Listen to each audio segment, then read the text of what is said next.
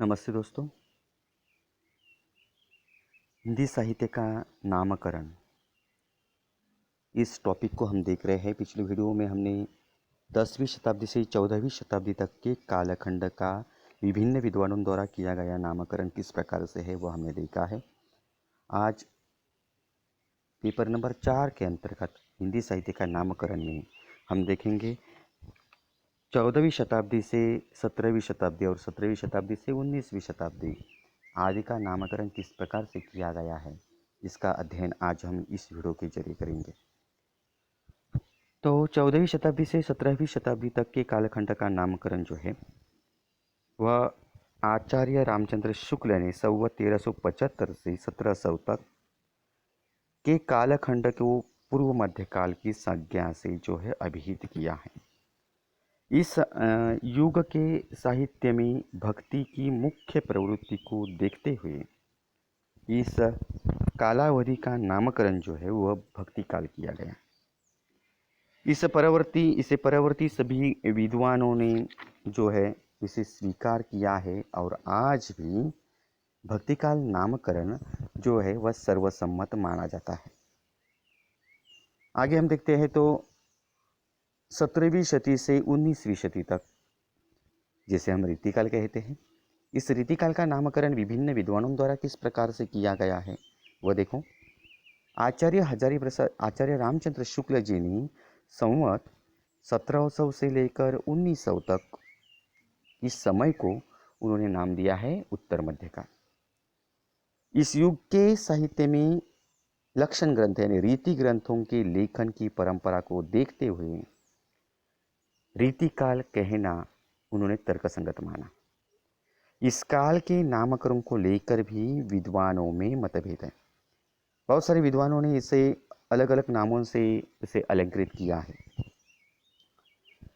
पहला है मिश्र बंधुओं द्वारा इसे नाम दिया गया अलंकृत काल। आचार्य रामचंद्र शुक्ल ने तो इसे रीतिकाल कहा है। रामाशंकर शुक्ल रसाल ने इसे कलाकाल कहा है। पंडित विश्वनाथ प्रसाद मिश्र जी ने इसे श्रृंगार काल कहा है। तो अलंकृत काल नाम क्यों दिया गया, तो देखो मिश्र बंधुओं ने इस युग का नामकरण अलंकृत करते हुए कहा है कि रीतिकालीन कवियों ने जितनी आग्रह के साथ रचना शैली को अलंकृत करने का प्रयास किया है उतना अन्य किसी भी काल के कवियों ने यह काम नहीं किया। इस प्रवृत्ति के कारण यह अलंकृत काल है। इस काल को अलंकृत कहने का दूसरा कारण यह है कि इस काल के कवियों ने अलंकार निरूपक ग्रंथों के लेखन में उन्होंने विशेष रुचि प्रदर्शित की, जिसमें महाराजा जसवंत सिंह का भाषा भूषण आ जाता है, मतिरम का ललित ललाम, केशव की कवि प्रिया, रसिक प्रिया, सुरति मिश्र का अलंकार माला आदि ग्रंथ इसमें प्रमुख है। कौन कौन से, तो महाराजा जसवंत सिंह का भाषा भूषण, मतिराम का ललित ललाम, केशव की कवि प्रिया, रसिक प्रिया तथा सुरति मिश्र का यहाँ पर आ जाता है अलंकार माला आदि ग्रंथ इसमें उतने ही महत्वपूर्ण हैं दोस्तों। परंतु इस काल को अलंकृत काल नाम देना उचित है, ये प्रश्न हमारे सामने आ जाता है। तो अलंकृत काल नाम देना उचित है नहीं है, क्योंकि अलंकार की प्रवृत्ति इस काल की विशेष प्रवृत्ति नहीं है। यह प्रवृत्ति तो हिंदी के आदिकाल से लेकर आज तक यह चली आ रही है। दूसरे, यह नामकरण कवि के केवल बहिरंग पक्ष का वह सिर्फ सूचित करता है, बहिरंग पक्ष को ही वह सूचित करता है। इससे कविता के अंतरंग पक्ष का या भाव या रस की यहाँ पर सिर्फ अवहेलना होती है तथा बिहारी और मतिराम जैसे रससिद्ध कवि जिनकी कविता में भाव की प्रधानता रहती है, उनकी कविता के साथ न्याय नहीं हो पाता। इसके अतिरिक्त अलंकृत काल नाम को स्वीकार कर लेने से इस काल की विशेष प्रवृत्ति श्रृंगार और शास्त्रीयता की पूर्णतः उपेक्षा यहाँ पर हो जाती है। दूसरा दोस्तों है वह है आचार्य रामचंद्र शुक्ल द्वारा दिया गया है, रामचंद्र शुक्ल रसाल द्वारा दिया गया, रामाशंकर शुक्ल रसाल द्वारा दिया गया कलाकाल है। तो रामाशंकर शुक्ल द्वारा कलाकाल यह नाम उन्होंने दिया है। उनका कहना है कि मुगल सम्राट शाहजहाँ का संपूर्ण शासनकाल कला विस्तृत था, यानी यह काल जो शासनकाल था वह कला से विस्तृत था। इस युग में एक और स्थापत्य कला का चरम बिंदु ताजमहल के रूप में काल के गाल में अश्रु बनकर प्रकट हुआ, तो दूसरी ओर हिंदी कविता की कलात्मकता से संयुक्त हुआ। इस काल के कवियों ने विषय की अपेक्षा किसके ऊपर ज़्यादा ध्यान दिया हो तो वह शैली के ऊपर है। उनकी कविता में चित्रकला का भी योग हुए बिना न रह सका, अतः एवं यह कलाकाल है। कलाकाल नाम से भी वस्तुतः कविता के बाह्य पक्ष की विशेषता का ही यहाँ पर बोध होता है। कविता के आंतरिक पक्ष उपेक्षित यहाँ सिर्फ रहता है। साथ ही इस योग की व्यापक श्रृंगारिक चेतना की अवमानना हो जाती है।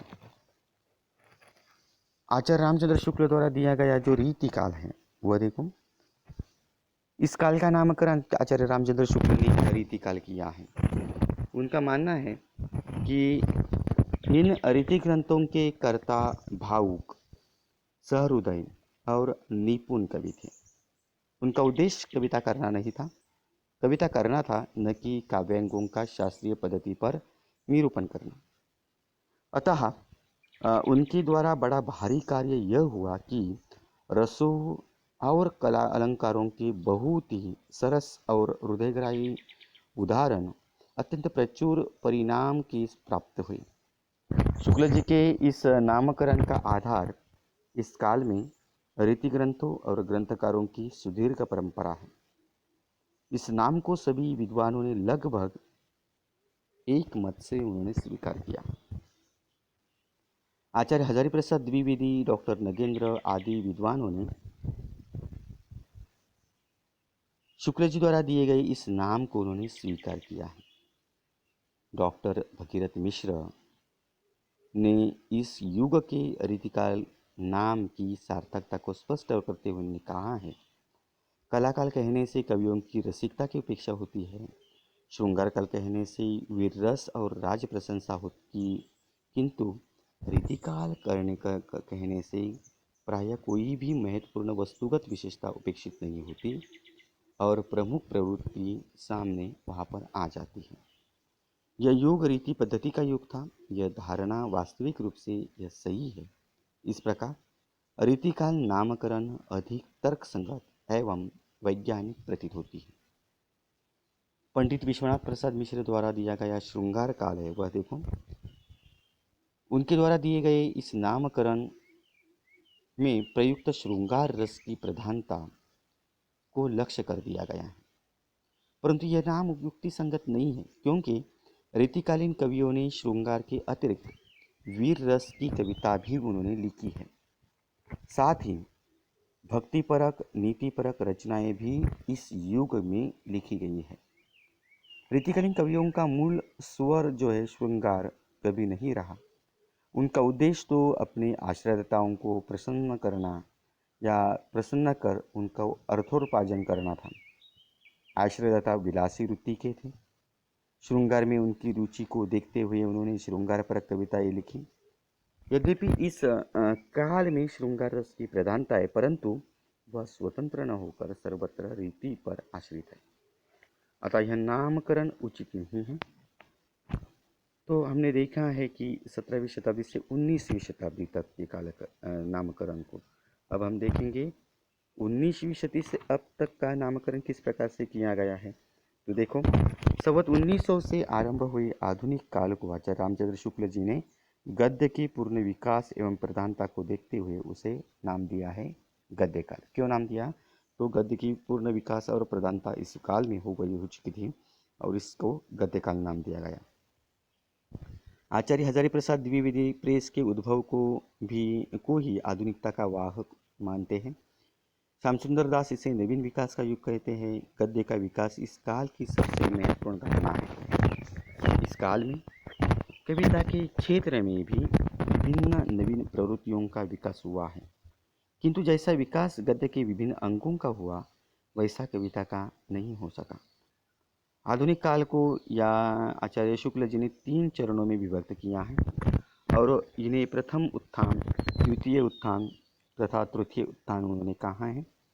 अधिकांश आधुनिक विद्वान इन्हें भारतेंदु युग तथा पुनर्जागरण काल, द्विवेदी युग तथा जागरण सुधार काल, छायावादी युग तथा छायावादोत्तर युग में प्रगति, प्रयोग, नवलेखन काल आ जाते हैं या मानते हैं। द्विवेदी युग तक तो आधुनिक युग की धारा सीधी रही, किंतु छायावाद के जन्म के साथ ही उसमें नाना वादों और प्रवृत्तियों की बाढ़ सी वहाँ पर आ गई थी। आधुनिक काल की प्रगति इतनी विशाल और बहुमुखी है कि उसे किसी विशिष्ट वाद या प्रवृत्ति की संकुचित सीमा में वहाँ पर नहीं बांधा जाता था। तो इसी कारण आदिकाल के समान इस काल को भी आधुनिक काल कहना ही अधिक तर्कसंगत यहाँ पर प्रतीत होता है। तो फिलहाल दोस्तों, आज हम इस वीडियो के जरिए नामकरण किस प्रकार से किया गया है इसको देखा है हमने। तो इस दोनों वीडियो को देखिए और नामकरण को समझने की प्रयास कर कीजिए। तब तक आज हम यही रुकते हैं। आप अध्ययन करिए और नोट्स निकालते रहिए और समझने की कोशिश कीजिए।